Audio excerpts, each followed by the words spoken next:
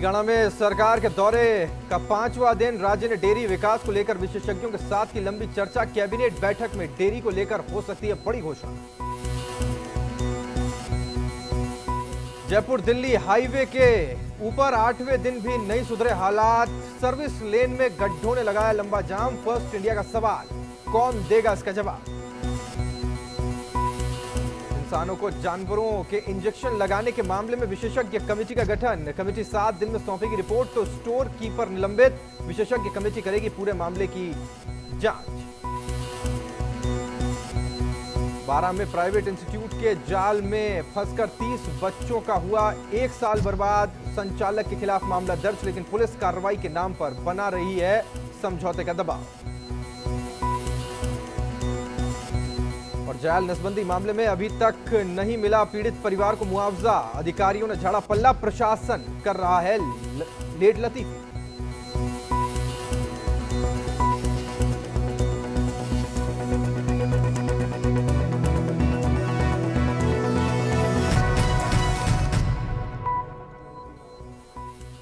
नमस्कार, आज की खबर में आपका स्वागत है। आपके साथ मैं हूं राहुल अवस्थी। आज एजुकेशन से लेकर आस्था तक और काले धन के आने की आहट से लेकर आगामी बजट से अच्छे दिनों की उम्मीद तक, वो तमाम बातें थी जो दिन भर सुर्खियां बनती रही। 4 साल के कोर्स पर डीयू यूजीसी का विवाद हो या साईं को लेकर शंकराचार्य का विवादित बयान, किसी को काले धन को लेकर स्विट्जरलैंड सरकार से मदद की उम्मीद थी तो किसी को आम बजट में सरकार से राहत की आस। कोलकाता में मेट्रो घंटों अंधेरी सुरंग में फंसी रहती है तो मुंबई की कैंपा कोला सोसाइटी में बिजली का कनेक्शन काटकर आज अंधेरा कर दिया जाता है। इन सब खबरों के बीच आज बात 2 ऐसी खबरों की जो सबसे महत्वपूर्ण है। एक और राज्य सरकार है जो सरपट दौड़ रही है, गांव-गांव, पंचायत, ढाणी ऑन द स्पॉट हर समस्या का समाधान करने की कोशिश है। वहीं दूसरी ओर कोटपुतली के पास रेंगते हैं वाहन। दिल्ली जाने वाले भी परेशान हैं और वहां से वापस आने वाले भी। आखिर 8 दिन बाद भी क्यों समाधान नहीं निकला, इस पर विस्तार से चर्चा करेंगे। लेकिन सबसे पहले बात सरकार के बीकानेर दौरे की।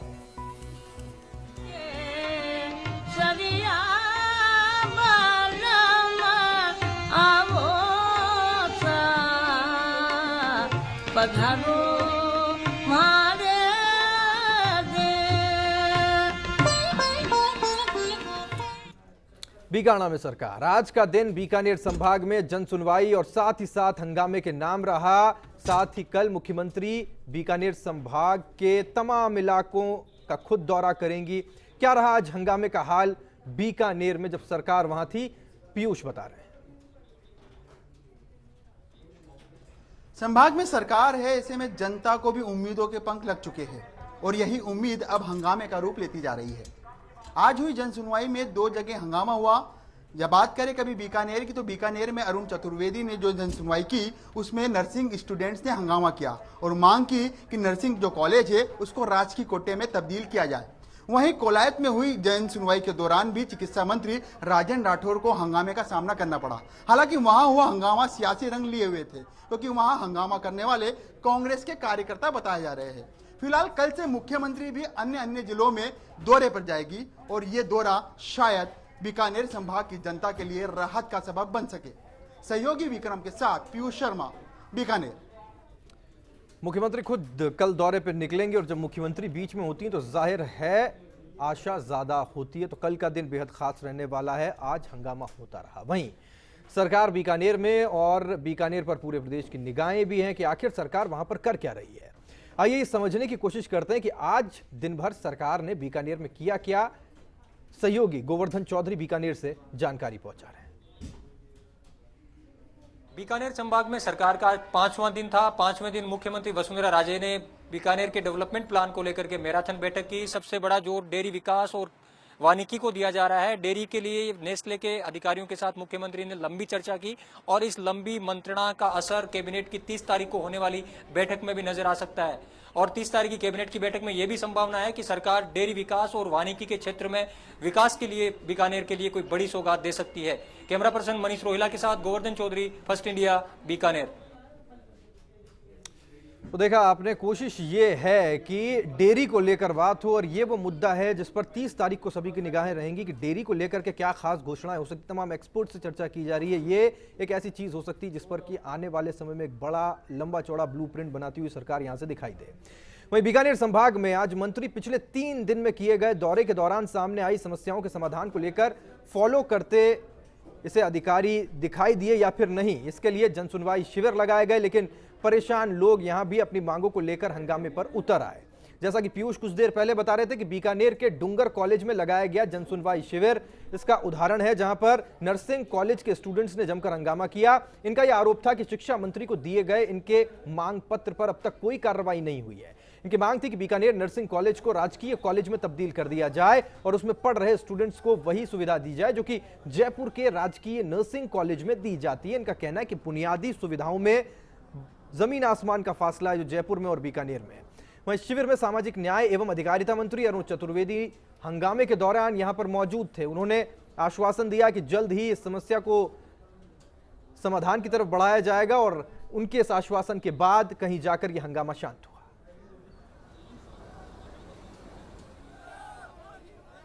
हमारे 50,000 रुपए लिए जा रहे सर गवर्नमेंट कॉलेज होने के बावजूद भी, और जबकि एसएमएस के अंदर फ्री है, निःशुल्क चल रही है sir BSc nursing, MSc nursing, और सारे बंदे 5-5 घंटे ड्यूटी करते हैं, फिर भी कोई भी स्टाइपेंड नहीं मिल रहा है सर। ना इस कॉलेज के अंदर बैठने की व्यवस्था है, ना कोई टीचर वगैरह पढ़ाते हैं सर, कोई व्यवस्था नहीं है। इस गवर्नमेंट कॉलेज को राजकीय कोटे के अंदर लिया जाए सर, ये है।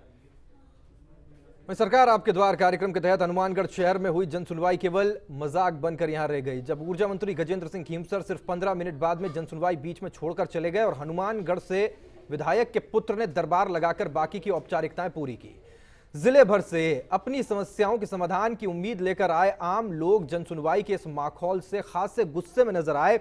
कई लोगों ने इसे सिर्फ सरकारी ढकोसला बताया। इस तरह की जनसुनवाई राज्य सरकार के उन दावों की पोल खोलती है जिसमें कहा जाता है कि सरकार लोगों की शिकायतें सुनकर उनका तुरंत समाधान भी करने की मंशा रखती है।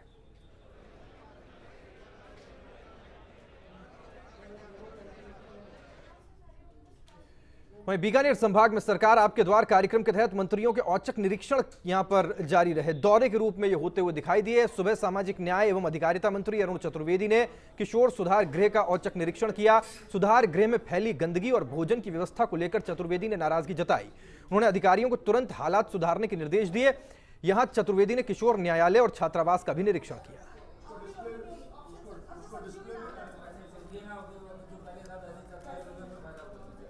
नहीं, बहुत ज़्यादा नहीं, कुछ छोटी मोटी हमने देखा। उनको लिनन की एक व्यवस्था पूरी नहीं है, उनके मैट्रेसेस होने चाहिए, उनको निर्देश दिए हैं। कुछ साफ़ सफाई की बात है, बाई एंड लार्ज व्यवस्था ठीक है। कोई भोजन का एक मेनू पूरा लगना चाहिए, कुछ हमने फंड पिछले दिनों बढ़ाया है तो उनको अच्छा और भोजन की या नाश्ते की व्यवस्था ठीक हो, इस बात का निर्देश।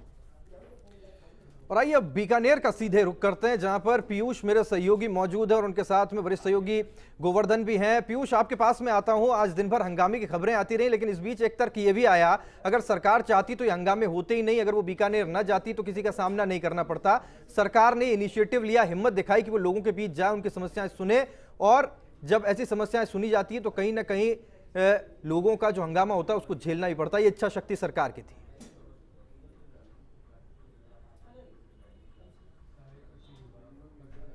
बिल्कुल सही कहा राहुल आपने। दीवाने खास में बैठकर सरकार चलानी होती तो शायद ये विरोध इसका सामना नहीं करना पड़ता, लेकिन दीवाने आम में जाएंगे तो इस प्रकार का विरोध भी सामने करना पड़ेगा और इसके लिए सरकार तैयार थी। क्योंकि हालांकि बीकानेर संभाग को लेकर जो उम्मीदें थी, क्योंकि तकलीफें लोगों की ज्यादा है, खासतौर पे पानी और बिजली को लेकर जो समस्या है वो एक आम बात है। जब सरकार के मंत्री ग्रामीण इलाकों में पहुंचे, लोगों से समस्या जानी, तो कुछ विरोध होना लाजमी भी था, क्योंकि कई सालों से लोगों की जो कर्मचारी संगठन हो या अन्य लोगों उनकी मांगे लंबित पड़ी थी या उनकी शिकायत है जिसपे समाधान नहीं हो पाता। ऐसे में सरकार के मंत्री उनके सामने आते हैं तो उनकी जो पीड़ा है वो फूटना लाजमी है राहुल। बिल्कुल पीयूष, और आपके साथ आज गोवर्धन भी मौजूद है। मेरा सवाल उनसे भी है, जरा इस बात पर चर्चा हो जाए कि आज कोलायत में कांग्रेसी विधायक को बहुत ज्यादा तरजीह दी गई, ये भी आज सुर्खियों का विषय बना रहा।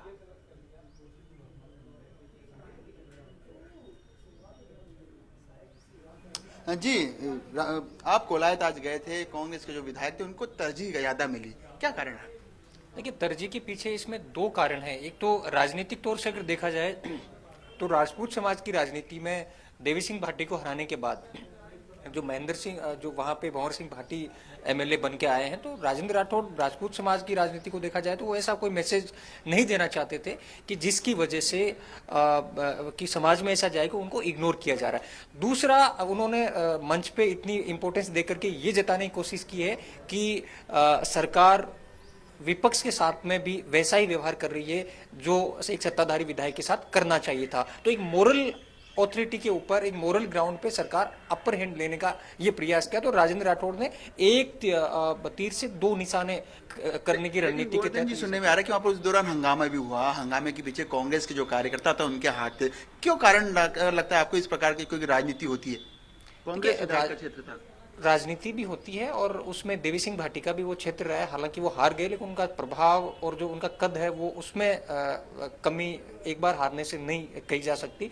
दूसरा, वहां पे जो समस्या देखी गई, जो डोडा पोस्ट की जो डिमांड है, जिस तरह से आपने चुनाव में देखा होगा, बाड़मेर जैसलमेर में जिस तरह डोडा पोस्ट को लेकर के चुनावी मुद्दा बना, वैसे ही कोलायत में मैंने देखा बड़ी तादाद में लोग थे जो डोडा पोस्ट न मिलने की शिकायत कर रहे थे और उस डीओ पे आरोप लगा रहे थे। तो इन आरोपों के बाद में राजेंद्र राठौड़ ने सार्वजनिक तौर से डीओ को फटकार लगाई और ये कह दिया कि अगर आप आज शाम तक इन लोगों की तकलीफें दूर नहीं होती, इनकी शिकायतें दूर नहीं होती है, तो आप अपने आप को सस्पेंड समझना। तो एक बड़ा वहां मुद्दा था और हंगामे के पीछे भी यही वजह थी, क्योंकि बहुत सारी और समस्याएं थी उनके सामने। पानी का बड़ा मुद्दा है वहां पे, इन डोडा पोस्ट के अलावा जो बुनियादी जो सुविधाएं हैं उनमें भारी कमी है, वहाँ अवैध खनन का बड़ा मुद्दा है। तो विरोध होना लाजमी था। तो राहुल, आप सुन सकते हो कि विरोध होना लाजमी था, उसके पीछे के जो कारण थे वो गोवर्धन चौधरी ने हमारे को बताया। जी बिल्कुल पीयूष, एक महत्वपूर्ण सवाल ये भी मैं आपसे जानना चाहता हूं, जैसे कि जिक्र आपसे कुछ देर पहले मैं कर रहा था और आपको सुन भी रहे थे हम, आपने जिक्र किया था कि वसुंधरा राजे कल खुद निकलेंगी, गांव-गांव, ढाणी-ढाणी पहुंच करके लोगों की समस्याएं जानने की कोशिश करेंगी। पहली मर्तबा होगा इस दौरे के अंदर। अभी तक मंत्री निकल करके पहुंच रहे थे, अब मुख्यमंत्री पहुंचेंगी। उम्मीदें मंत्रियों से तो होती हैं, लेकिन जब मुख्यमंत्री आते हैं तो लाजमी है कि ये उम्मीदें ज्यादा बढ़ जाती हैं।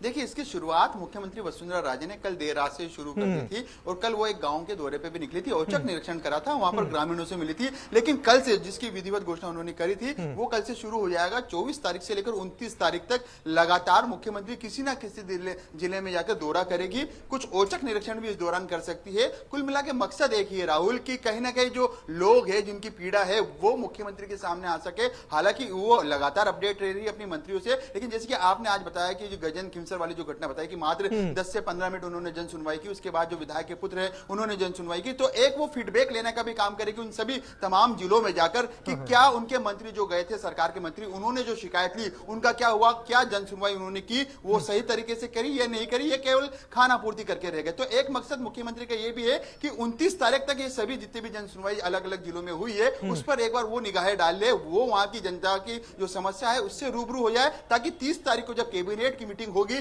तो एक जो बड़ा डिसीजन होना है, जो फैसले लेना है बीकानेर संभाग को लेकर, जो यहाँ की समस्या है उसको लेकर, उसका पूरा एक आधार तैयार हो सके। जी राहुल। बिल्कुल पीयूष, बहुत बहुत शुक्रिया आपका, गोवर्धन का भी शुक्रिया हम अदा करेंगे। सीधे हमारे साथ बीकानेर से जुड़े, ग्राउंड जीरो से रियलिटी हम तक पहुंचा रहे थे। सरकार दौरे पर है और तमाम समस्याएं उनके पास पे पहुंच रही है, हंगामे भी हो रहे हैं, लेकिन इस बीच कल का दिन बेहद खास रहने वाला है जब वसुंधरा राजे खुद गांव-गांव, ढाणी-ढाणी पहुंचेंगी और इस बीच फीडबैक लिया जाएगा कि आखिर मंत्रियों ने वहां पहुंचकर जो काम किया या फिर जो सवाल उनके सामने आए उसको किस तरह से हल करते हुए दिखाई दिए। एक ब्रेक के लिए रुक रहे हैं और ब्रेक के उस पार बात होगी कोटपुतली के सड़क के हाल की। कहीं मत जाइएगा, फौरन लौट।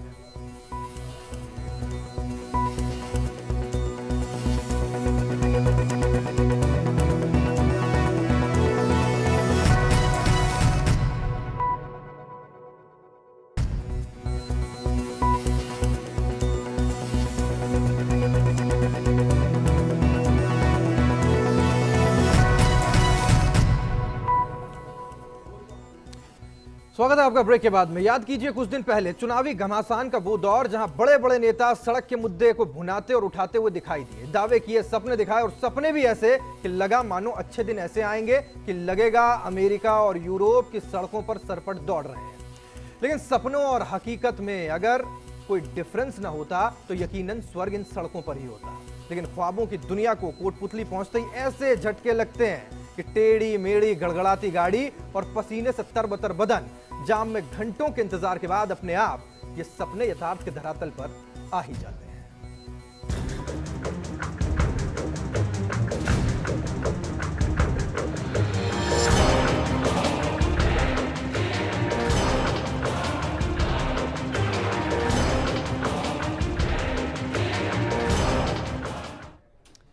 रविवार को जयपुर से दिल्ली जाने वाली सर्विस लेन पर यातायात शुरू किया गया तो कुछ घंटों बाद ही सड़क जगह जगह से उखड़ गई और उसमें गड्ढे पड़ गए, जो कि एनएचएआई और निर्माण कंपनी की लापरवाही को साफ उजागर करता है।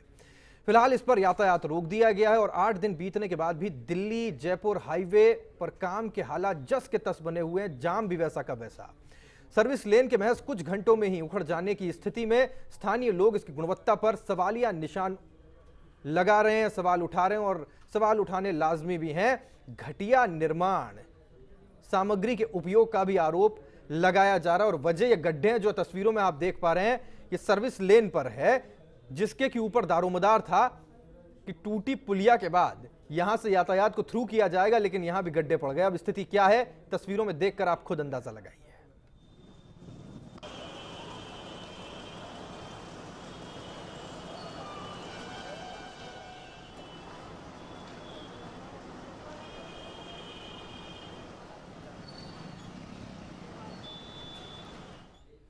वहीं कोटपुतली के हालात पर लगातार बात करने के बाद भी स्थिति जस की तस है, कोई बदलाव नहीं। केंद्रीय सड़क परिवहन राज्य मंत्री कृष्णपाल सिंह भी यहां पर आए, लेकिन सवालों का सामना उन्होंने नहीं किया। अब जरा 3 तस्वीरें आपको दिखाते हैं।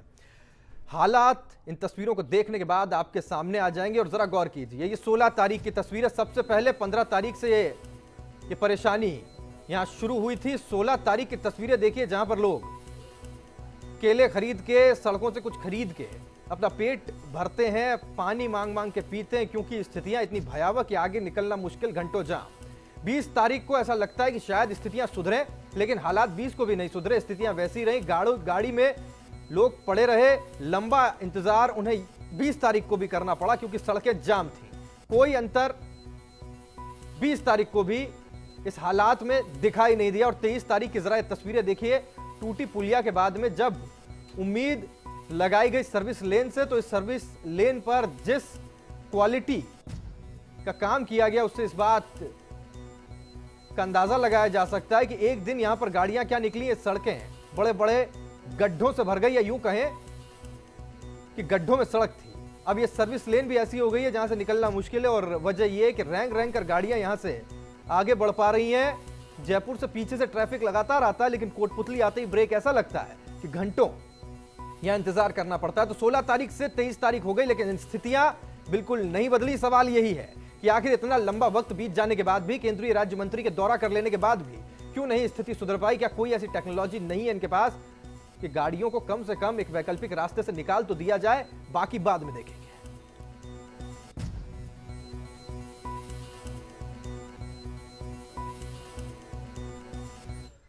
और अब जरा आपको ये समझाते हैं कैसे शुरुआत से ही इस मामले में तत्परता दिखाई नहीं गई, हल्के में लिया गया। 15 तारीख को पुलिया में दरार की बात सामने आने के बाद में कार्रवाई के नाम पर खानापूर्ति होती हुई यहां पर दिखाई दी। लगातार दिल्ली जयपुर हाईवे पर बने पुल में दरार आने के बाद में जाम यहां पर घंटों लगा रहा, लंबा लगा रहा। गाड़ी चालक और यात्री जाम में पसीना पसीना होते रहे, यहां तक कि दिल्ली जयपुर के बीच चलने वाली रोडवेज बसें जाम के चलते यहां बंद कर दी गई। जयपुर से गुड़गांव के बीच हाईवे को 4 से 6 लेन में बदलने का काम जनता के लिए सिरदर्द बना हुआ है। जरा समझने की कोशिश कीजिए, 5 साल पहले जो सपना दिखाया गया था 2009 में कि 6 लेन ये होगी और उसके बाद में आपको बस एक्सीलेटर पर पांव रखना और आप पहुंच जाएंगे दिल्ली। लेकिन 2009 में नेशनल हाईवे 8 पर काम शुरू हुआ था, अभी तक 75% ये काम पूरा हो पाए, लंबा अरसा बीत गया, लेकिन अब तक सपना सपना ही है। प्रोजेक्ट की शुरुआत में इसकी जो लागत है वो 1896 करोड़ रुपए अनुमानित थी, समझी गई थी, लेकिन देरी की वजह से लागत भी 350 करोड़ रुपए तक बढ़ गई। 5 साल में 2065 करोड़ रुपए बतौर टोल टैक्स वसूला जा चुका है। लेकिन तस्वीरों को देखिए, इस टोल टैक्स को वसूले जाने के बाद भी हालात क्या है।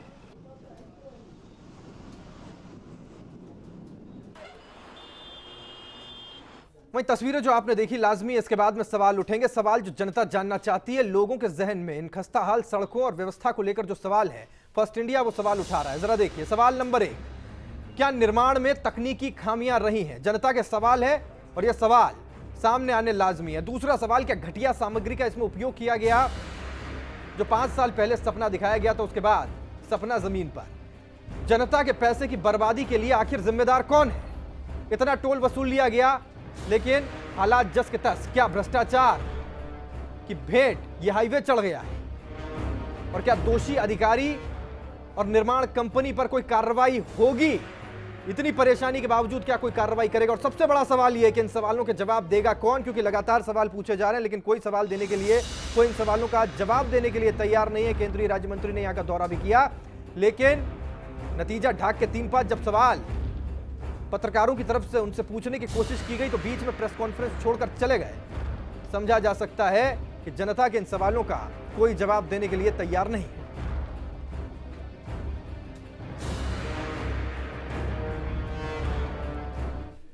वहीं NH8 की खस्ता हालत सिर्फ कोटपुतली तक ही सीमित नहीं है। जरा इससे थोड़ा आगे बढ़ते हैं, बल्कि गुड़गांव से लेकर जयपुर तक की 230 किलोमीटर सड़क में गड्ढे ही गड्ढे दिखाई देते हैं, या फिर यह कहना सही होगा कि सड़क गड्ढों में है। 2009 से इस हाईवे पर टोल वसूली का जिम्मा pink city express way private limited के पास है, लेकिन हाईवे के मेंटेनेंस का जिम्मा NHAI के हवाले है। ऐसे में फ्लाईओवर में आई दरार और किसी गांव के लिंक रोड से भी ज्यादा बदतर यहां के हालात होते हुए दिखाई दे रहे हैं। ऐसे में अब सवाल यह उठता है कि हाईवे की हालत के लिए जांच की बात कहना कहां तक तर्कसंगत है।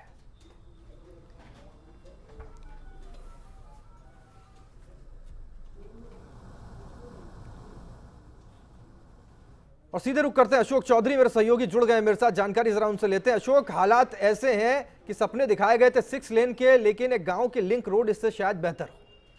राहुल, बिल्कुल हालात जिस तरह से आपने बयां किए हैं, जो तस्वीरें बयां कर रही हैं, तस्वीरें देखकर अंदाज़ा लगाया जा सकता है कि हालात कितने भयावह हैं, कितने इस विकट परिस्थितियों से जो वहाँ से गुजरने वाले जो लोग हैं उनको गुजरना पड़ रहा है। लेकिन राहुल, यहाँ एक बात और है जिसकी तरफ शायद किसी का ध्यान नहीं है। राहुल, अगर इसमें अच्छी से अच्छी निर्माण सामग्री का प्रयोग किया भी गया होगा, अगर मानकों का ध्यान रखा भी गया होगा, तो राहुल जो ओवरलोडेड वाहन यहाँ से गुजरते हैं वो एक बहुत बड़ा कारण है राहुल, जो सड़क को तोड़ने में, उसको नुकसान पहुंचाने में एक बहुत बड़ा अहम रोल प्ले करते हैं। और उस ओवरलोडिंग को रोकने की जिम्मेदारी कौन उठाएगा राहुल, ये एक देखने वाली बात है।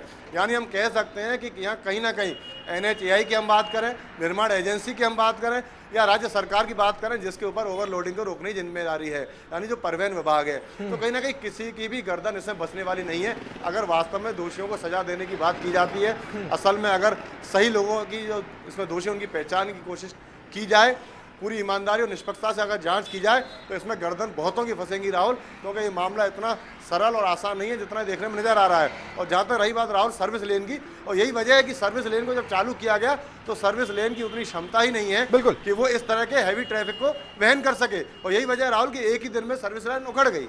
बिल्कुल अशोक, बहुत बहुत शुक्रिया आपका इस तमाम जानकारी के लिए। अशोक मेरे सहयोगी जानकारी हम तक पहुंचा रहे थे, और जैसा कि वो जिक्र भी कर रहे थे, कईयों की गर्दन फंसेगी, क्योंकि ये जो जिम्मा सड़क बनाने का था एक प्राइवेट कंपनी के ऊपर था, और उसके बाद में इसके रखरखाव का जो काम है वो NHAI के ऊपर होता है, और ओवरलोडेड जो वाहन होते हैं इसका जिम्मा होता है उनको रोकने का सड़क परिवहन विभाग का। अब ये कौन देखे, कौन इसके ऊपर काम करे, और जब तक काम नहीं होगा तमाम कोऑर्डिनेशन के साथ में स्थितियां जो कोटपुतली की हैं, डर इस बात का कि कहीं पूरी जयपुर से गुड़गांव तक हालात ऐसे न हो जाए।